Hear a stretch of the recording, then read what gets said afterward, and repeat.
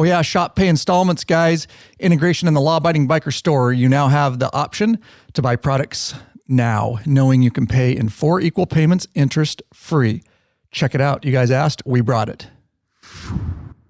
Want to ride longer? Tired of a sore and achy ass? Then fix it with a high-quality butt buffer seat cushion. Head over to lawabidingbiker.com/store and check out our full line of butt buffer seat cushions. Oh yeah, once you've had Rick Rack, you'll never go back. The ultimate motorcycle luggage rack solution. Forget those messy straps and bungee cords. Go strapless with a Rick Rack quick attach luggage system and quality bag. Head over to lawabidingbiker.com/store. Get hooked up now. Hey, Bikeaholics, 03D has a wide variety of innovative products for your Harley-Davidson and a brand new line for the all-new Honda Goldwing named Gold Strike. Top quality, affordable chrome lighting and comfort products. Zero Gold Strike are the motorcycle LED lighting innovators for CAN bus plug-and-play system compatibility. Of course, head over to lawabidingbiker.com/store. Check out our full line of 03D products. Oh, yeah. Welcome back, you freaking Bikeaholics. This is the podcast for the motorcycle majority. The Big MM, also known as the 99%. That's right. Large and in charge of the motorcycle scene more than any time in history by being here, by listening. You're part of what we call the hashtag Biker Revolution. Do have just one question for you before we get started. What are you waiting for, Bikeaholics? Mount up. Let us take you on another wild ass ride. Ryan Urlacher here, your host of the Law Abiding Biker podcast, and of course, your high-tech redneck.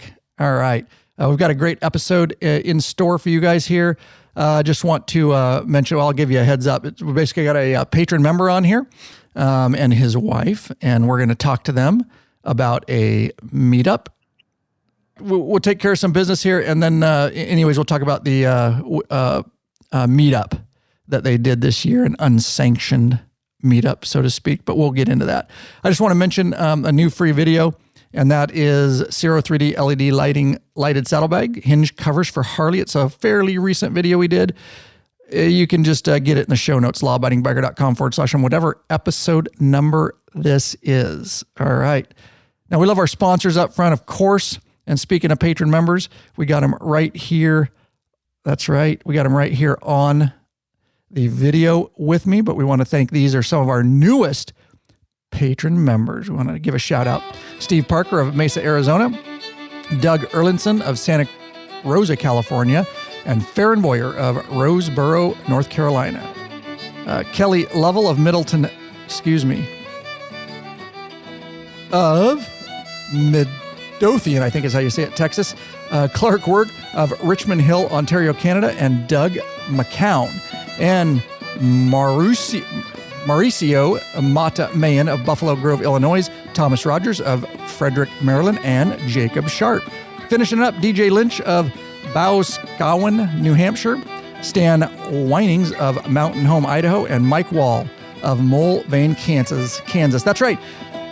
Pledge a certain amount, purpose of content, guys. No risk to you because you can put a monthly cap. There are benefits such as t-shirts and stickers, the private Facebook group, of course, access to videos and podcasts early, our live video broadcast and chat, and of course, access for your premium members, top tier, our premium videos up on request. All right, we want to thank all you guys. There's no better time to become a patron member, and that's what we're going to talk about in this episode because we've got patron members on, both of them patron members, I'll tell you that right now. And we've got them on the line, so let me just get them unmuted. So on the line here with me, video chat, I've got Kris Lizak and his wife, Wendy. And welcome, guys. Thanks for being here on this Saturday. Thanks for having us. You betcha. And we'll get in a little bit, but again, the main topic here, guys, is they did earlier in the year. Of course, we have the sanctioned law-abiding biker meetup, ride, events, all that kind of stuff.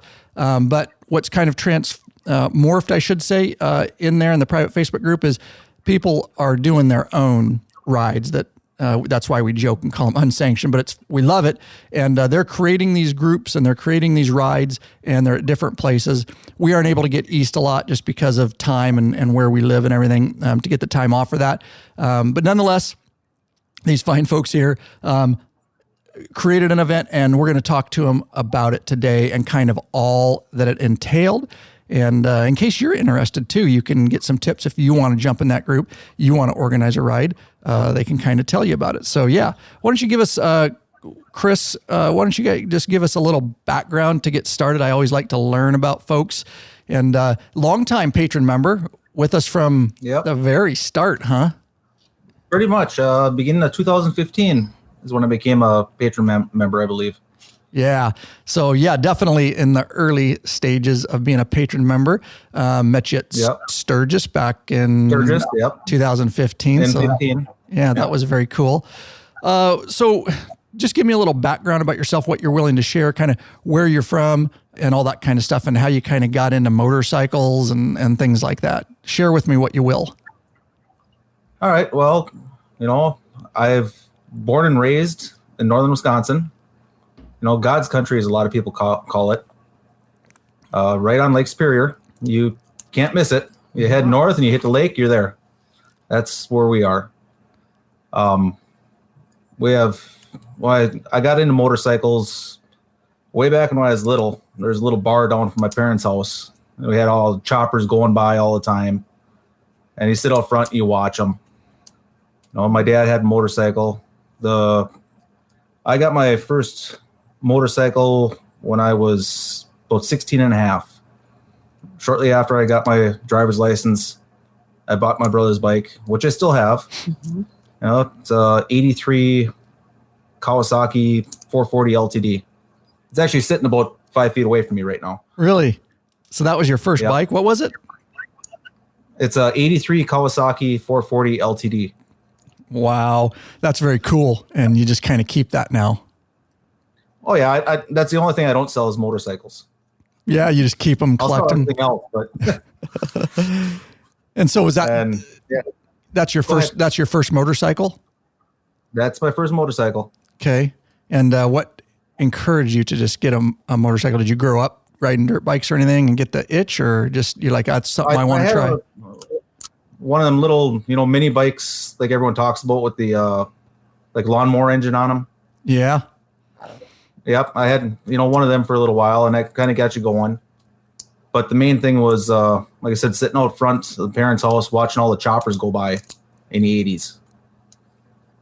And that got me hooked. Yeah. So you rode that thing around for a while? Oh, yeah. Yeah, that was, living in town, I could only ride it so much. Glad to see you're putting your glasses on. Yeah, I know, because I couldn't read very well. I forget them sometimes. So, sorry. Go ahead. Oh, we just got a delay. So you basically learned to ride on that bike. Correct. Yeah. And so tell me from that point on, you got that bike. Tell me a little bit more about your motorcycle. And Wendy, feel free to jump in anytime you want to.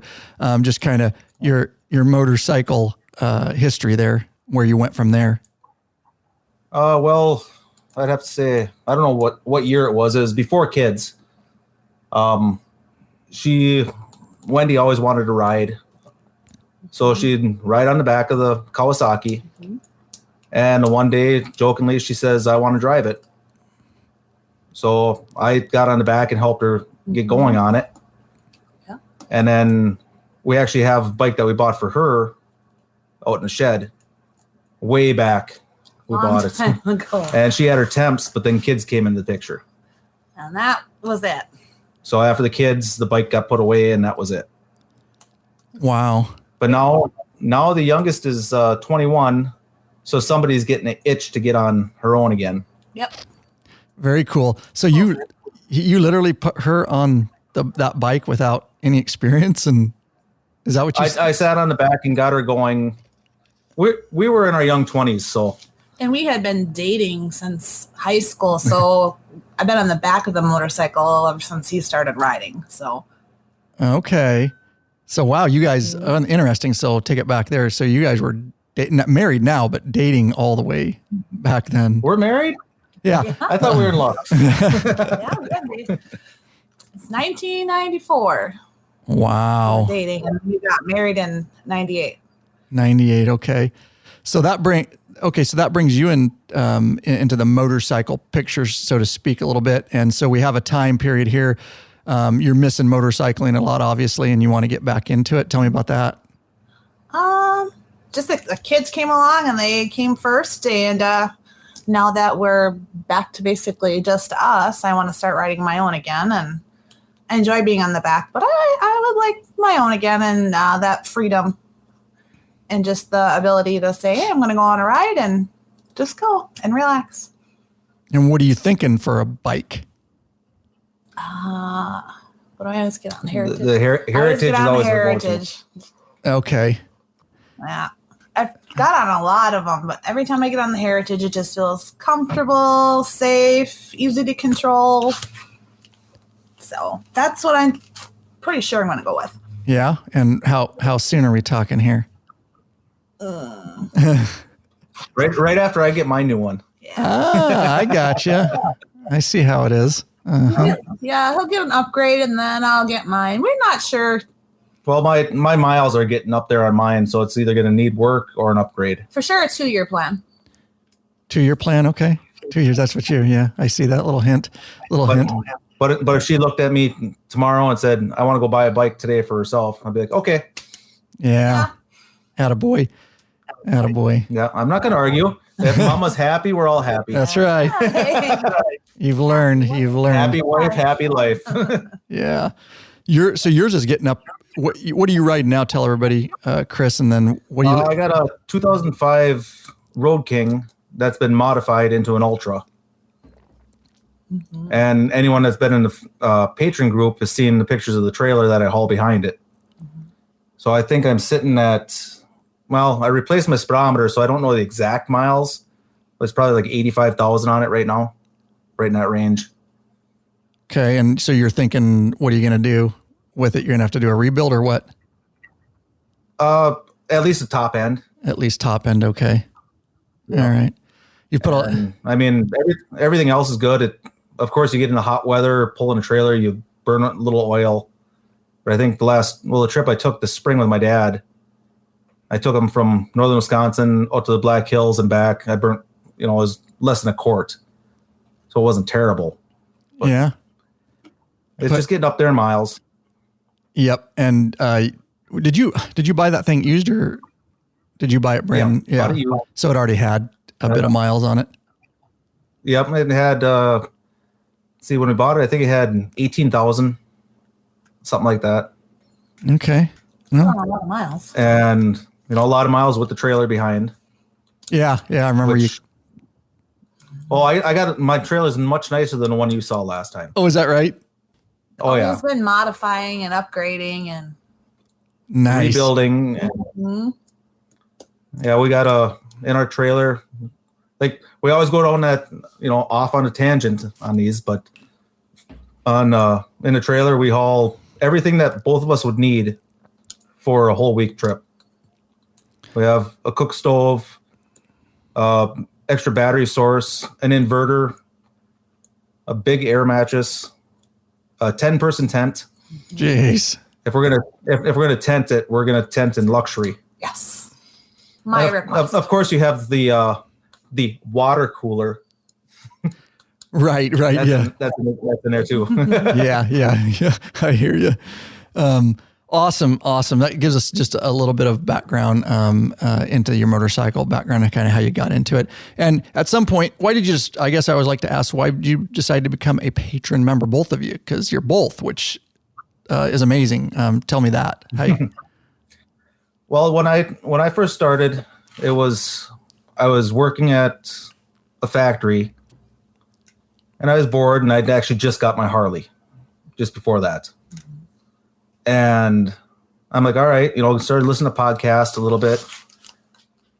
And the guy's like, whatever you search for on podcasts, you'll probably find it. So I just entered in Harley. Well, the first one to come up was you. And that was when you were back in the closet yet. Yeah. Start way back. Yeah, your daughter's closet. Mm-hmm.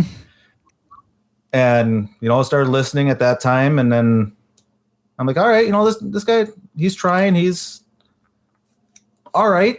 At that time, you were just all right. Yeah, I hear you. And I'm like, sure, I'll give him a little bit. I can always cancel it at any time. if I decide otherwise. So I became a patron member and haven't looked back since. I mean, meeting you in Sturgis in 15, that was a bonus. It happened we were there at the same time you were going to be there. Yeah. And then whatever year the Calgary one was, I don't remember exactly. Yeah, that was 2 years later, I think. That's something like that. Yeah. That was where I was joking with Russell Roberts online. Said, "Hey, you want to do a run to Calgary for the meetup?" And all of a sudden he comes back, "Sure, if your wife's okay with it." So I asked her, and she's like, "Yeah, that's fine." Yep. See ya. So met you up in Calgary, and listen to your podcast actually helps me get out and ride. Yeah. That's awesome. And all your videos, they help a ton with a bunch of stuff. I mean, some of the videos I've already done, but watching the videos again, it's like, let's see if they do this right. Yeah, okay, they did it. Yeah. I mean, every time I change my oil for many years, I go back to your oil change video, the most popular one you have. Yeah, nice. It's like, you look underneath them Harleys, you got an extra plug. It's like, well, is it this plug or is it that plug? All right, go back and watch for a minute. Yep. Awesome to hear that stuff. And for me to join is basically we started watching the podcasts together, and some of them I couldn't watch because I was working or I'm on 24-hour shifts. So I'm like, well, I'll just get my own membership and then I can watch the podcasts without him. And the camaraderie too was really a big one for me. With these ride meetups and whatnot, met a lot of awesome people, a lot of awesome friends, longtime friends now. Russell Roberts and Stevens. Yep, John Stevens. Mimi. So, and you were able to, because of them, because of the podcast, we would have never gone down to Tennessee for Russell's meetup otherwise. Right. A lot of networking, and a lot of cool ideas. It like I said, it really helps people get out and ride. Awesome. Later on in the podcast here, I'll tell you about some of the distance some of the people rode to get to us. Yeah, I know. I mean, it was amazing. Crazy. Well, let's dive into that a little bit then, since that's a good segue. So at some point you decided you were going to do your own event. Tell me about that.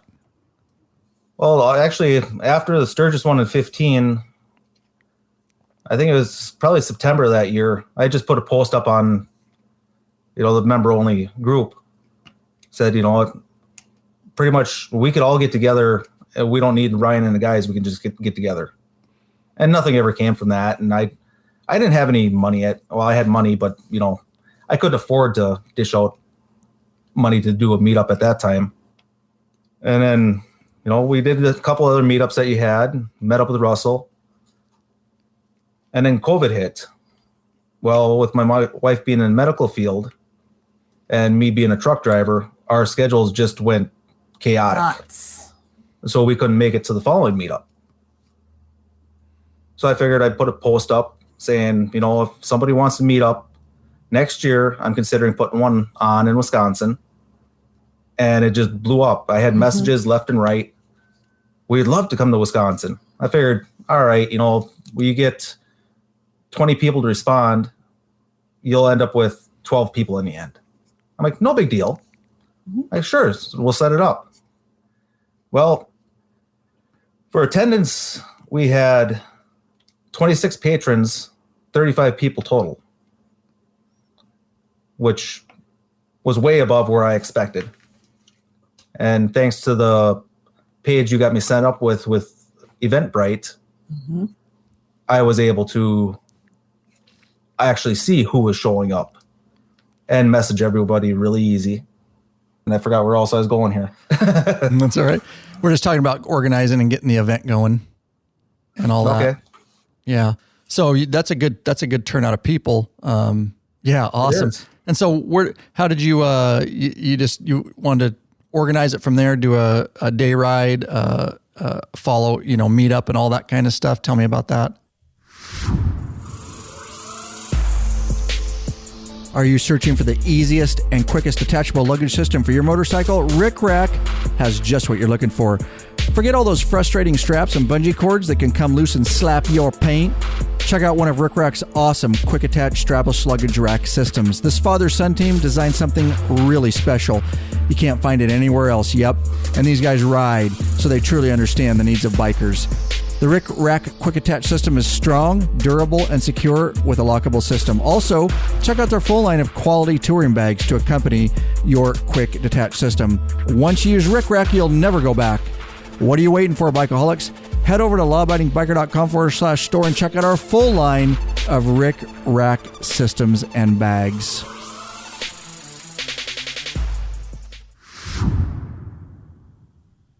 Yeah, so originally it started as just a day ride, and we usually stay at a campground in Mercer throughout the summer. Mm-hmm.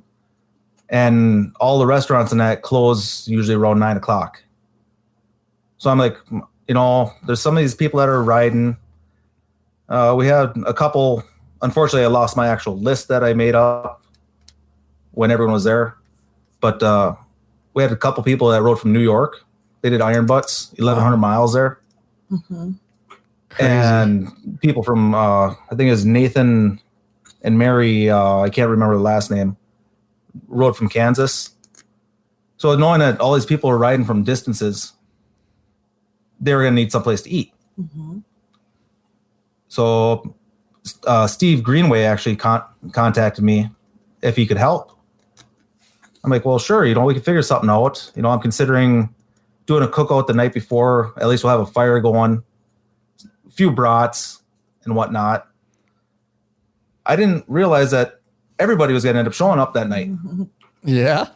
So, everybody for the meetup showed up the night before, which was just fine. We were able to plan for everything. You saw in the video chat that night somewhat that what we had for a setup. Yeah. Everyone had everything they needed. We'll have to thank Chuck Wilburn for finishing off the yeah, good old Chuck. He finished off the cheese curds. Yeah. He must have ate 2 pounds of them himself. Jeez. Yeah. So that's nice. Yeah, go ahead. Sorry, there's a delay. Okay. That night before we ended up having, brats, cheese curds, which Steve Greenway actually brought. We had deviled egg potato salad, chips, beans. Just a nice spread. Cheese dips, veggie trays. I'm sure I'm forgetting some things. I did ask everyone to bring their own beer. BYOB, yeah. Nothing wrong with that. Right. I can get real expensive. We had soda, we had water and that, but yeah. So then the one day turned into the night before. Yep. So it ended up being a 2-day event. Yep. Yeah. And it was a good time. I think the last person left the campground which was Russell. Yeah. I'd have to say it's been 10:30 that night. Mm-hmm.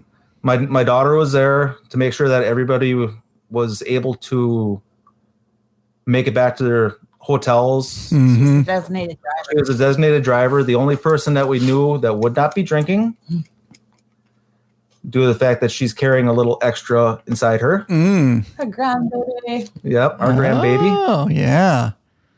Nice. End of next month. Very cool. Is the scheduled date. Yep. Very cool. So she came down and, she helped us do all the setup. She was a huge help. Mm-hmm. And then she drove anyone that wanted a ride. She gave them a ride to their hotels. She even picked them up from the hotels to come there.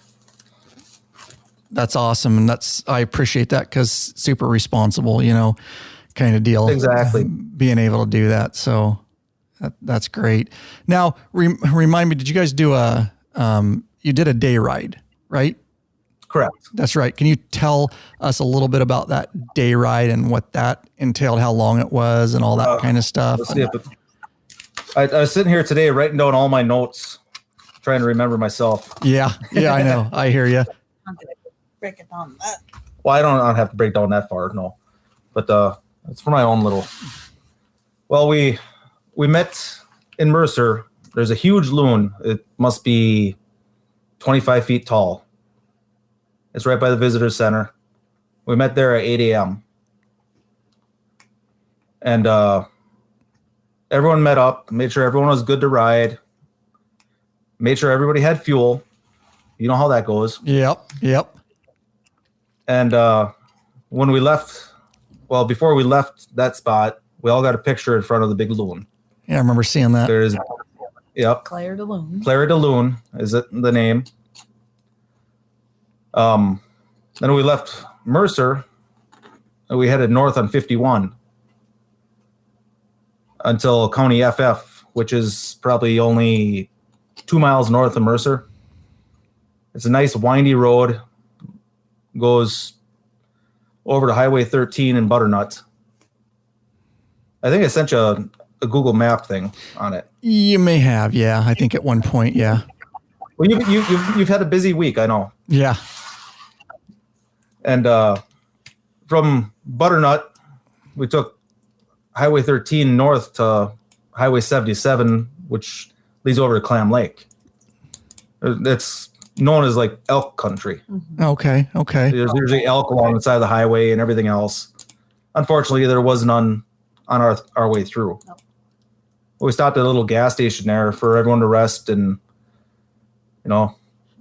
get something to eat if they wanted, whatever. And it was only, an hour and a half at that time.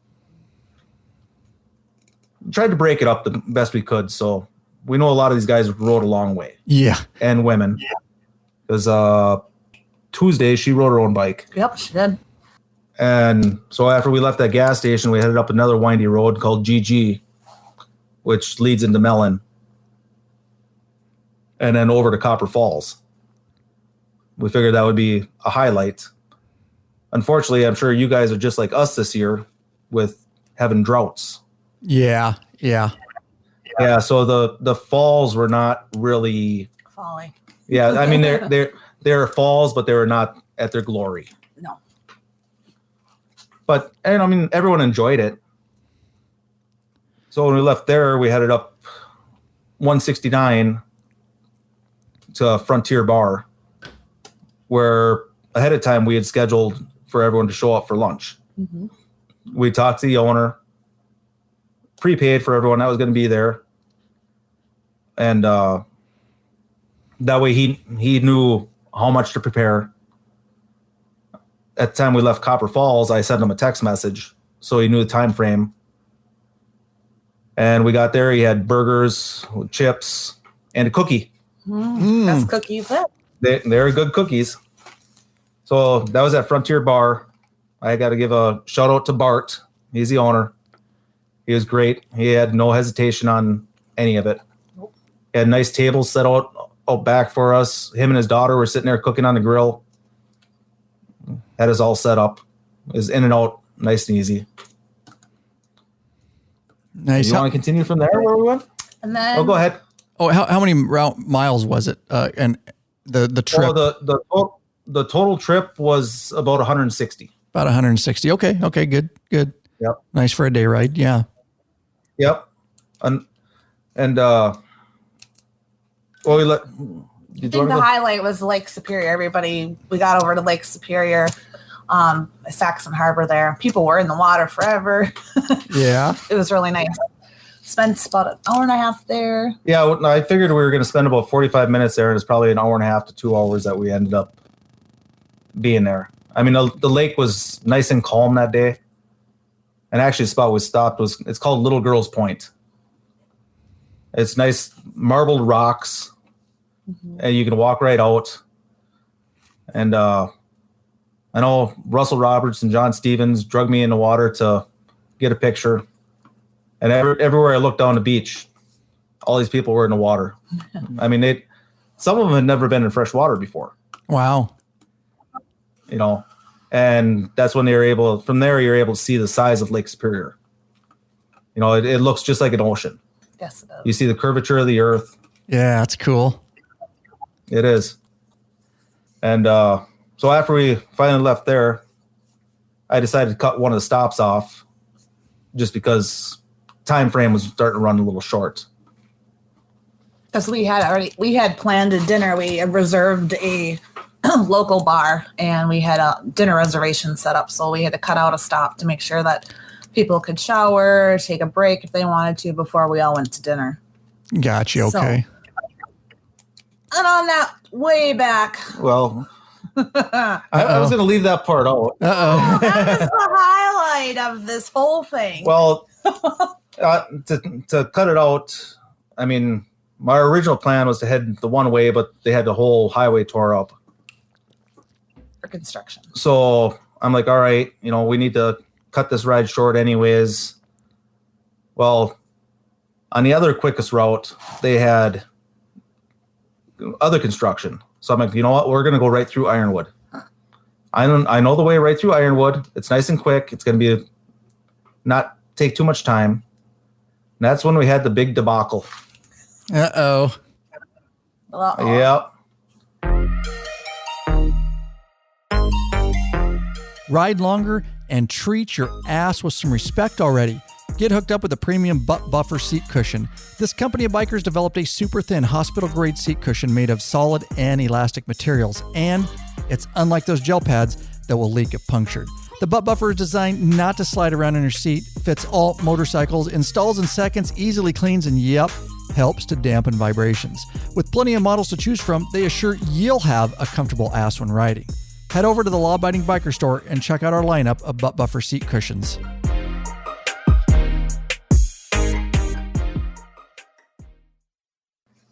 Well, it wasn't for all of us, but about half the group found out that in Michigan, you need to put 2 feet down at a stop sign.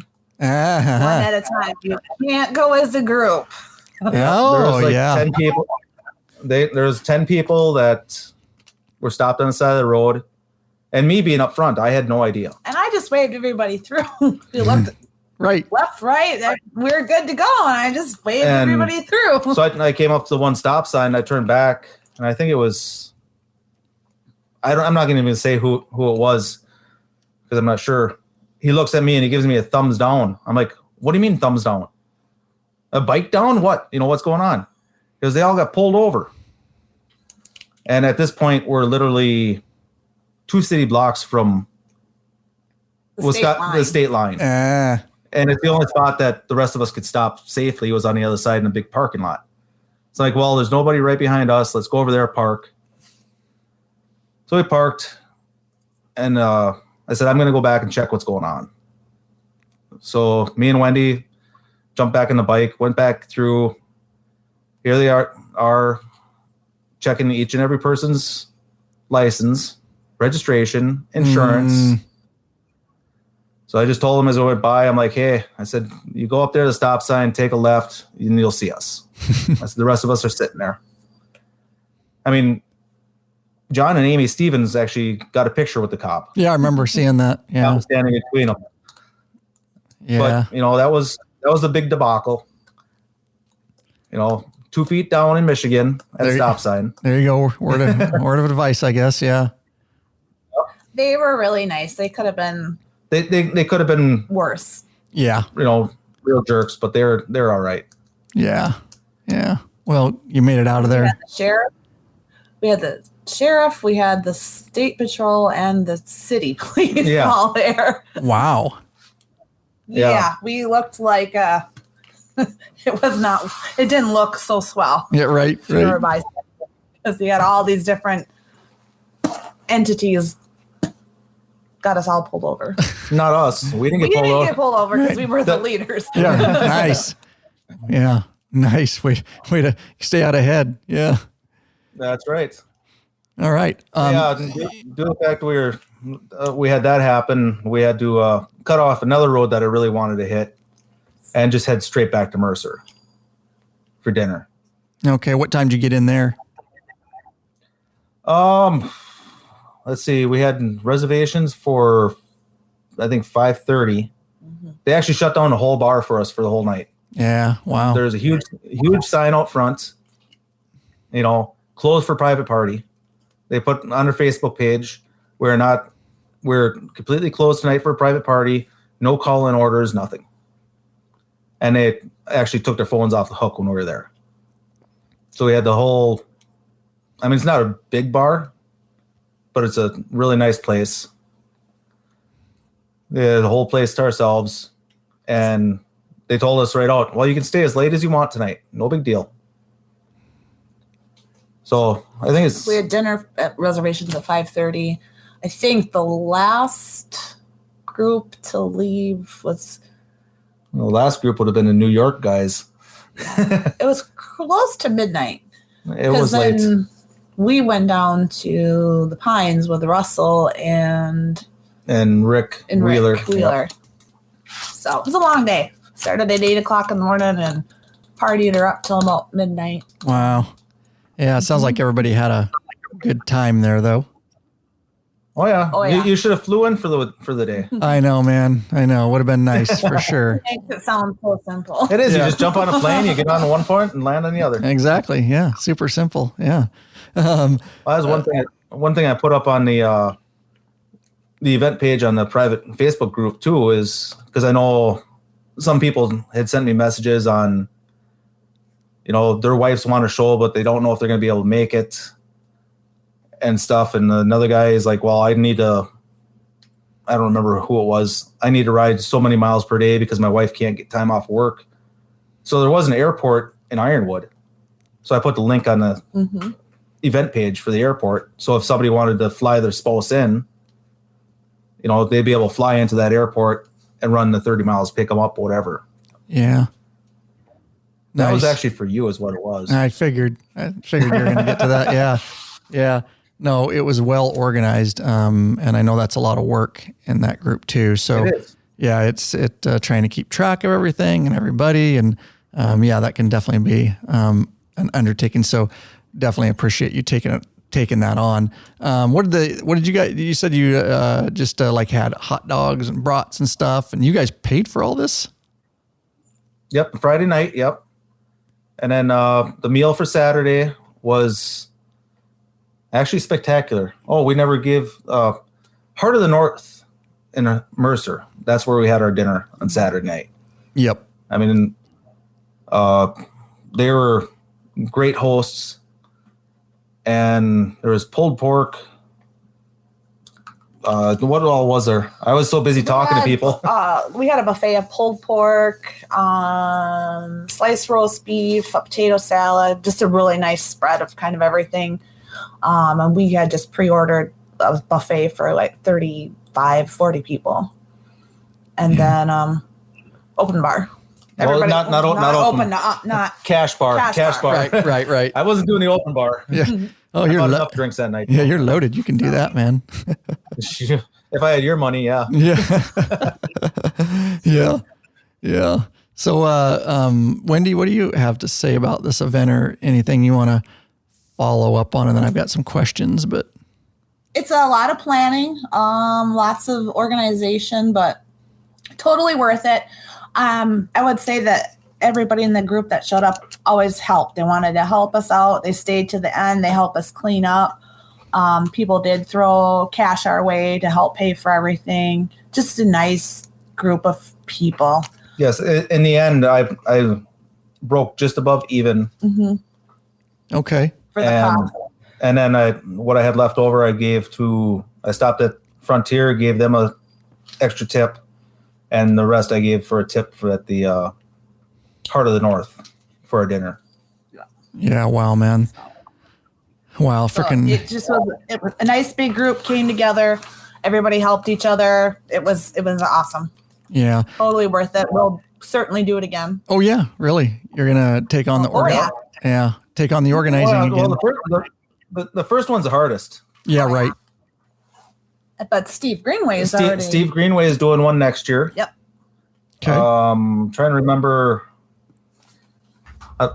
Let me look here quick. I know Steve reached out to Kris wanting to know how we certainly went about planning this. And gotcha. I know Kris and Steve have been sharing different routes and rides and kind of where they wanted to go and what worked and what didn't work for planning, that kind of thing. Well, good. It looks like your guys' event was on the July 16th, 2021. And then it looks like the new one that Steve Greenway's planning is July 23rd, 2022 in the private Facebook group. Yep. And Correct. so that's underway. And that's good that you're assisting him in his endeavor. Anything I can do to help, it helps a lot. Is there anything you learned planning it that you would have did different for those thinking about planning an event like that? Let's see. I don't know. We've done so many little things for the kids that it was just, we kind of did the same planning thing. a big birthday party. Yeah, like a big graduation party. And I had experience both of us in the restaurant business for catering. So kind of we knew what to expect and how far out to contact the restaurants and to confirm and then prepay. We just knew it was easier. If you're going to plan an event, always make sure you talk to your restaurants first, because some people like the idea of having an open menu where they can order whatever they want. But it's always nice just to have two things, like you can have A or B, and that helps a whole lot with the restaurant situation. And if you're on a time crunch, quick in and quick out. Especially the lunches. The lunches especially. You know, we had one person that I believe the person was a vegetarian, or they didn't eat ground beef. Allergies or something. Anyway. It was something like that. So they actually asked Wendy, and Wendy's like, "Yeah, let's go." And that was at the Frontier Bar, and Wendy just told them what it was, and the people are like, "Sure, we can make this instead for you." As far as doing anything different, I think planning out the ride and then trying to stick to that schedule. That is difficult. That was a little difficult. Whatever time frame you think you're going to be at a stop, add a half an hour. Yeah. Yeah. Because at one point at the actually Copper Falls, I had to yell, "Come on, guys, we're running behind. They're expecting us at a certain time. If we don't hit our schedule," where if I would have added that extra half an hour, everybody would have been back. Yeah. Right. No, that's a good tip because, stops can hold you up. Yep. Mm-hmm. But the main thing is, though, contact whatever places you're going to stop for food. Yep. And stopping for gas and snacks is no big deal. And then also wherever you're holding, like we were in a smaller little city, so we could pick people up. But wherever you're holding the event, make sure they can have all those motorcycles there. Right. Yeah. That there's due parking and whatnot. Mm-hmm. Yep. We didn't have that problem. We were so close, people could walk like 2 blocks off the main drag. Yeah, 13-minute walk. Yeah. So we were in a small little town. Other than that, I think everything went really well. I think so.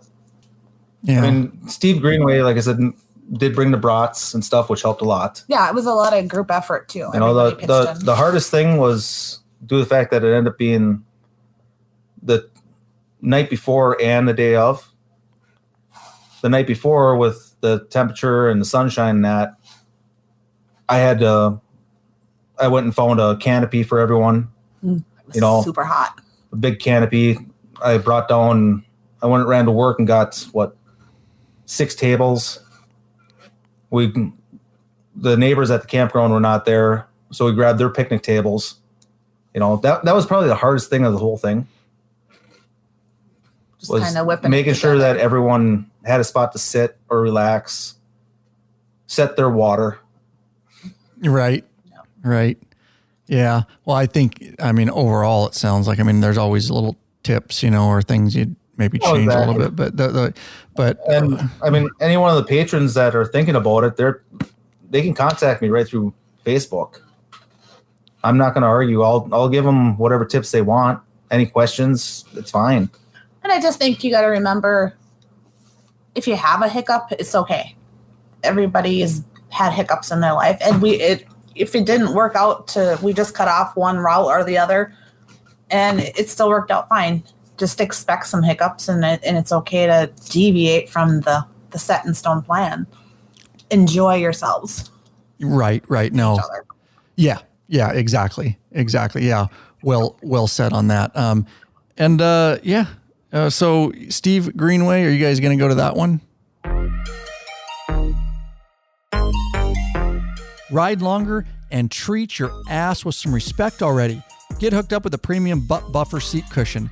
This company of bikers developed a super thin hospital-grade seat cushion made of solid and elastic materials, and it's unlike those gel pads that will leak if punctured.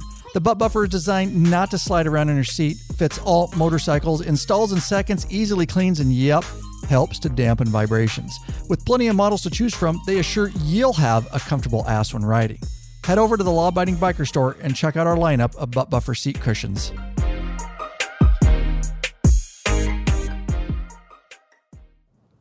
We are planning on it. Yep. Right now, yep. Very cool. And yes, yeah, go ahead. I'm not going to say the name of the town, but I think it's southwestern Wisconsin, if I remember right. Yes, southwestern Wisconsin. We'll say that. Okay. And so get in that private Facebook group, guys, if you want to get the details on that. And then, of course, you can always get a hold of Kris in the private Facebook group, or Wendy. Correct. And ask questions. They are in there, and that's where that stuff is organized. Yeah. Awesome. Any last things you want to talk about, or does that pretty much sum it up? That I didn't ask you. I thought it was great to see all the wives there. Oh, yeah. Yeah, there's a lot of wives. A lot of wives. Or spouses, or whatever you want to call them. Awesome. Awesome to meet them all. Everybody has the same interest, and it was good just to see more women there and more involved. Yeah, I like that. Yeah, very much. And so if you're thinking about going to these events, guys, they're definitely open to that, and families, and that's very cool. So you had a handful there of women. Yeah, there was quite a few spouses and wives. Yes, totally worth it. And don't be afraid of anyone. I mean, everyone that's in the group, out of all the meetups we've been to, I've never run into anyone that's rude. Mm-mm. And like Wendy said earlier, everybody's willing to help. If you're cooking food, well, we'll look at the fact of when me and you were making the dinner for Friday night, I got the call from Ross Holmes that his battery was dead. Oh, yes. Well, as soon as I could, I was in the middle of cooking brats for 35 people. So about 70 brats. So it just happened that Steve Greenway wasn't that far away. I'm like, what am I going to do here? Because Wendy was busy doing other preparation. And Steve's like, "Oh, I'll take care of them." He came right over and hopped on the grill. He jumped right on there, and then I ran over. By the time I got there, Ross had got a push start, which is a funny video on the private Facebook page too. Nice. And that night, everyone was asking the same thing: "Can we help? Can we help?" Yeah. No, everything's taken care of. The day after the ride, people showed up too, and that morning they're like, "You need help with any cleanup here yet?" Oh yeah. We're like, "Oh, we're good. We got it." People stopped before they left to say their goodbyes and can we help out? Yeah, it was awesome. Mm-hmm. Yeah, it's great. Just awesome group of people that are all there just, for the same reasons, just bikers meeting bikers and communicating and networking and all that kind of stuff. So yeah, just freaking awesome. And I just want to thank you guys for stepping up to the plate, taking care of that stuff. Because I know, like you said. I'd like to thank you, because if it wasn't for you, we would not meet all these people. Yeah. Yeah. Thanks, man. I think Russell made a nice little speech that night when we had a cheers, and he said the same thing. Yep. Kind of similar, like how long ago we didn't know each other, and now here we all are meeting new people, and it stemmed from one group. Yep. Yeah. Yeah, Russell's in tune to that for sure. He always gives a good little speech at these meetups. He's been around a long time. What's that? Him and his locks of hair. Silver locks. Yeah, I know. Growing that mane out. Yeah, no doubt. Yeah, some of us can't do that. Yeah, right. Yeah. Good luck. Yeah. Yeah, I might be able to, but yeah. Anyways, awesome guys, and thanks for being on so very much. And with that, we will take it out here real quick. All right, guys. Now, we appreciate our patron members right here, of course, in this chat with me. But hey, if for whatever reason you can't become a patron member, that's fine. We never buck. at a flat donation. Ian Campbell of Edmonton, Alberta, Canada. Substantial donation. Thank you very much. It is Hoskinson's World of Fun of Bella Vista, Arkansas. Thank you. And Guillermo Cornejo. Not sure where he's from. John Gilbert. Richard Brierley of East Hampton, New York. And Haven Morrison. And finishing it up with Michael Setzer, Jim Thomas of Samson, Alabama, and Harry Clausen. Yep, awesome having these fine patron members right here on the podcast for you guys. And I just want a real quick call to action, guys. I think you need some cruise tools. That's right. Don't get stranded, bikeaholics. Get hooked up with a Cruise Tools RTH3 roll-up travel toolkit for Harley-Davidson and American-made V-twin motorcycles. Why get stranded and have your bike towed over some small little repair? This quality-made toolkit has everything you need for a roadside emergency repair. Tested and used by the law-abiding biker crew. Yep, it has our stamp of approval. Get it already. That's a Cruise Tool RTH3 kit. We brought it right to the Law-Abiding Biker store for you. lawabidingbiker.com/store. Nothing but 5-star reviews. Big Daddy Kane. That's right. And Goat down there. We run the Law-Abiding Biker store. Have them in stock, ready to ship. Just waiting to throw them in a box right now. That's right, guys. There you go. Awesome, guys. I hope you enjoyed the episode. I know I had a great time. Great time talking and chatting with bikers. Drinking a beer. Yeah, there you go.